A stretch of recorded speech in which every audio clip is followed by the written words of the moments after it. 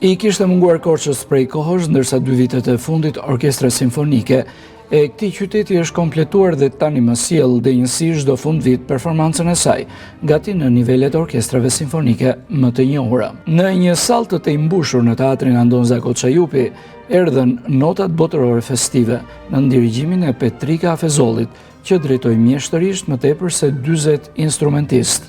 Është një nga qytetet e traditës dhe ka qenë që vitet para 30 dhe t'ju them një detaj, që në kohën kur Samanashi erdhi me bandën në vitet 1920 për të mbështetur pikërisht lëvizjen që u bë për kundra Italisë në Vlorë dhe që bëri këngën e fashme Vlorës, një nga qëllimet që donte tapte ishte filharmoni dhe do ta bënte në Korçë.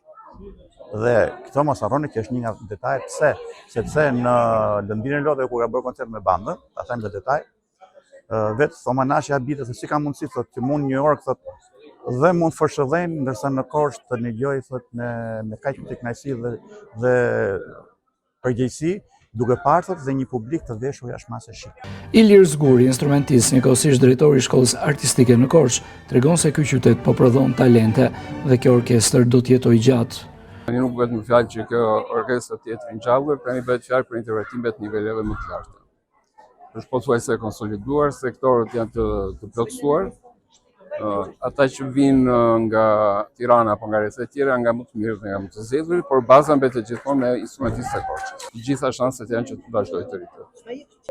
Atëherë mund të flas edhe nga pozita e drejtorit të shkollës muzikës, po së shpejti vjen një brez shumë i mirë me instrumentistë dhe ne do përpiqemi ta pastrojmë ato sektorë që mungojnë realisht. Pothuajse çdo ditë do të ketë aktivitete kulturore dhe artistike në teatr, po ashtu edhe në pazarin e vjetër të Korçës dhe pedonale për turistët vendas dhe tuaj që zgjedhin këtë qytet për të kaluar festat e fundvitit.